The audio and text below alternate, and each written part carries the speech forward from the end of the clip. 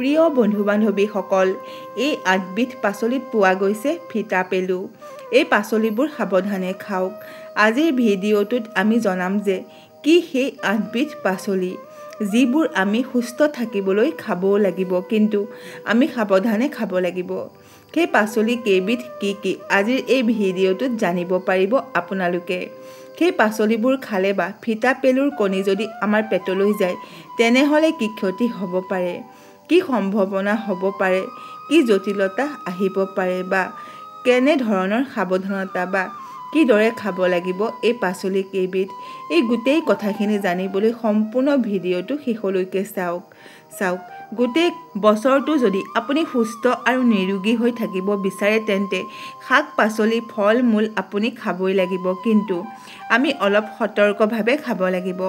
অলপ সতৰ্কতাৰে শাক পাচলি খাওক, নহ'লে আপোনাৰ শৰীৰৰ শাক পাচলিয়ে হৈ যাব পাৰে আপোনাৰ বিপদৰ, আপোনাৰ ৰোগৰ কাৰণ। আৰু সেইটো যাতে নহয়, তাৰ বাবে এই টিপছবোৰ মানি চলিব। কি কি পাচলিত ফিতাপেলু বা তাৰ কণী পোৱা গৈছে, যিটো আমি খালী চকুৰে দেখিবলৈ নাপাওঁ। তাত যে কণী থাকিব পাৰে সেইটো আমি ভাবিবও নোৱাৰোঁ। তাত যে ফিতাপেলু থাকিব পাৰে, নে আমি দেখিবলৈ পাওঁ, নে আমি ভাবিব পাৰোঁ।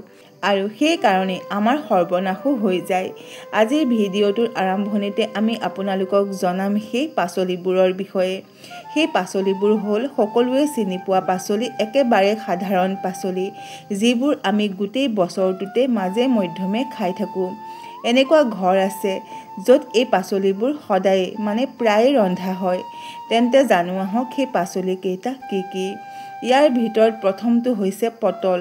আপোনালোক আচৰিত হৈ পৰিল নহয় জানো? পটলটো একেবাৰে সাধাৰণ পাচলি হয়। আমাৰ সকলোৰে ঘৰত প্ৰায় দিনে ৰন্ধা হয়।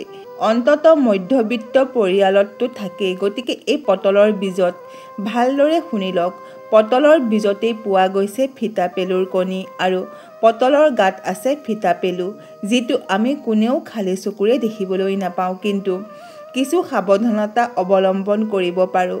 যেতিয়া পটল কাটিব, তেতিয়া অলপ সাৱধানতাৰে ভালদৰে চাই কাটিব আৰু চাব যে সূতাৰ দৰে কিবা দেখিছেনে নাই। যিটোক আপুনি হয়তো আঁহ বুলি ভাবিছে, সেইডাল আঁহ নহ'বও পাৰে। পটলৰ বীজ নাখাব। বিশেষজ্ঞসকলে কৈছে যে এই পটলৰ বীজৰ ভিতৰতে ফিতাপেলুৱে কণী পাৰে। গতিকে পটলৰ বীজবোৰ একেবাৰে পেলাই দিয়ক আৰু পটলৰ যি গাৰ অংশ আছে সেইটো খাওক। আৰু কটাৰ পিছত পানীৰে খুব ভালদৰে ধুই লওক, আৰু পাৰে যদি নিমখ আৰু হালধিৰে ভালদৰে ধুই লওক আৰু গৰম পানীৰে ভালদৰে ধুই লওক। তাৰ পিছত সেই পটল খাওক। ছেকেণ্ড পাচলিবিধ হ'ল বেঙেনা। পোক লগা বেঙেনা নাখাব। এফালেতো পোকৰ সংক্ৰমণ থাকেই, আৰু দ্বিতীয়তে সেই ঠাইত ফিতাপেলু থকাৰ আশংকা অনেক গুণেই বাঢ়ি যায়। আমি সাধাৰণতে কি কৰোঁ, পোক লগা বেঙেনা হ'লে সেই পোক লগা ঠাইখিনি আমি কাটি পেলাই দি বাকী অংশখিনি খাই পেলাওঁ। কিন্তু বিশেষজ্ঞসকলে কৈছে যে যি ঠাইত পোক থাকে তাৰ আশে-পাশে ফিতাপেলুৰ কণী থাকিব পাৰে বা ফিতাপেলু থাকিব পাৰে।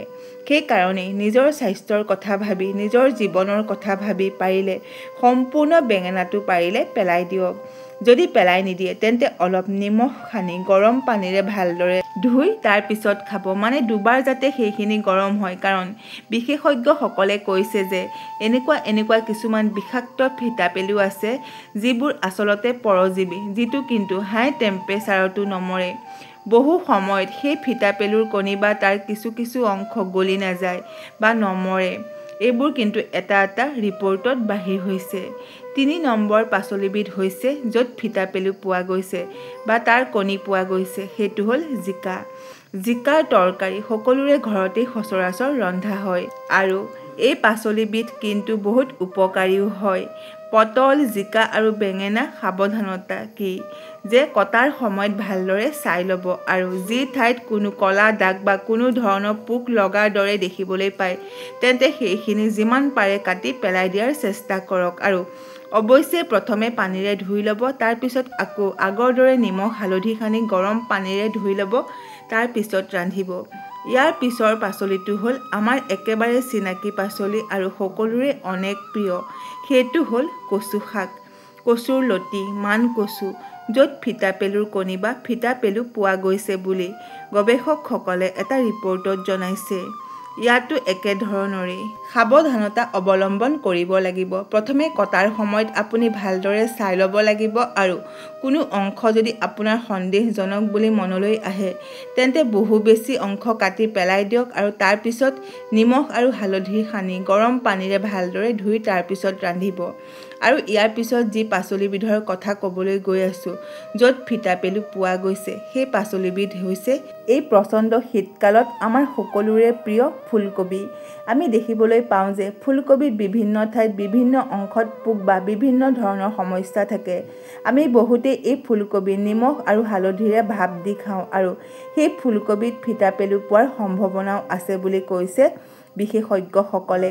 ফুলকবি অৱশ্যে কটাৰ সময়ত ভালদৰে চাই লওক আৰু ফাংগাছৰ দৰে যদি কিবা দেখিবলৈ পাইছে কাটি পেলাই দিয়ক আৰু তাৰ পিছত একেদৰে অৱশ্যে সাৱধানতা অৱলম্বন কৰক। ফুলকবি কিন্তু গৰম পানীত ভাপ নিদিয়াকৈ নাখাব। তাৰ পিছৰ পাচলিবিধ হ'ল ফুলকবিৰ দৰে একেদৰে শীতকালত আমাৰ পাতত থাকেই, সেইটো হ'ল বন্ধাকবি। বন্ধাকবিটো কিন্তু ফিতা পেলু আৰু তাৰ কণী পোৱা গৈছে।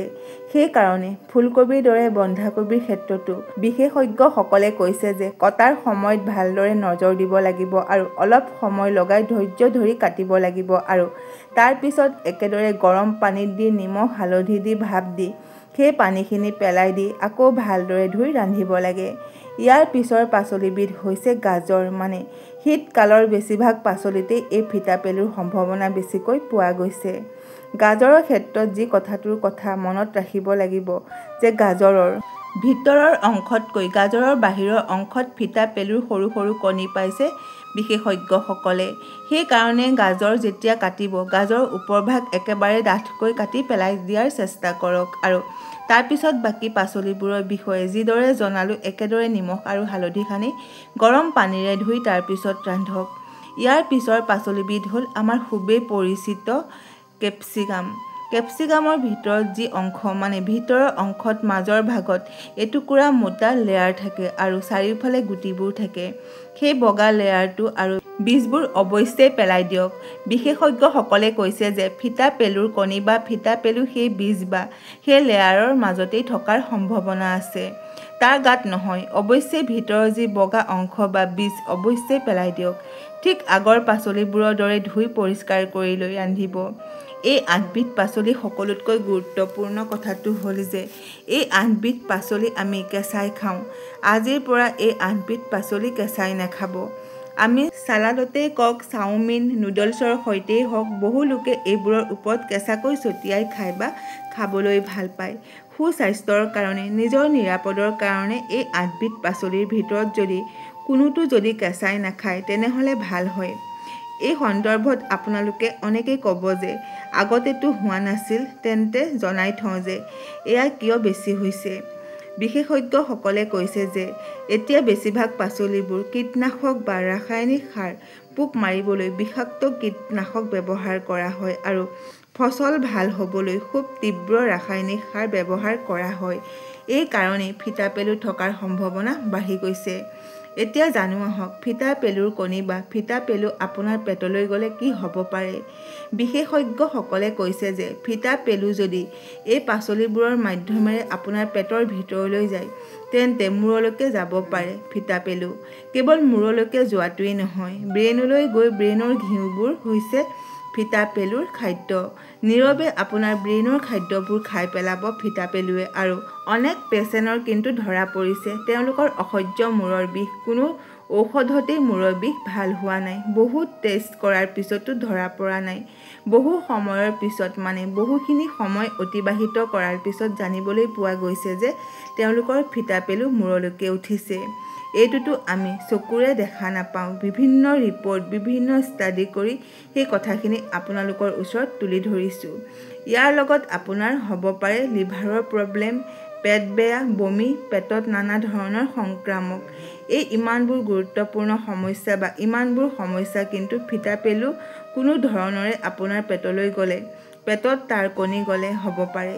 ফিতা পেলু যদি যিকোনো ধৰণৰে পেটলৈ যায় তেন্তে জানিব সিহঁত পৰজীৱী আৰু আপোনাৰ পেটতেই সি কণী পাৰিব। এটা ফিটা পেলুৱে যে আপোনাৰ পেটত থাকিব সেইটো কিন্তু নহয়। দিনৰ পিছত দিনে কণী পাৰি আৰু সমস্যা জটিলৰ পৰা জটিলতা কৰি একেবাৰে প্ৰাণঘাতীও তৈয়াৰ হৈ যাব পাৰে। গতিকে আজিৰ পৰাই আপোনালোকে এই টিপছবোৰ ফ'ল' কৰক। আমি শক্তি পাবলৈ শাক পাচলি খাবই লাগিব। আজিৰ এই ভিডিঅ'টো চোৱাৰ পিছত এই 8বিধ পাচলি খাবলৈ বন্ধ কৰি দিয়ে সেইটো নহয়। এই সাৱধানতা অৱলম্বন কৰিলে বিশেষজ্ঞসকলে কৈছে যে ফিটা পেলু পেটলৈ যোৱাৰ সম্ভাৱনা নাই, প্ৰায় যদি আপুনি এই প্ৰক্ৰিয়াটো ফ'ল' কৰিব পাৰে। কেঁচাই এই পাচলিবোৰ নাখাব। আশা কৰিলোঁ আজিৰ এই ভিডিঅ'টো আপোনালোকৰ ভাল লাগিল। যদি ভাল লাগিল তেন্তে আমাৰ এই চেনেলটো লাইক কৰক, শ্বেয়াৰ কৰক আৰু লগতে আমাৰ এই চেনেলটো ছাবস্ক্ৰাইব কৰি দিয়ক। আজিলৈ ইমানেই। শুনি থাকক জ্ঞানৰ গংগা।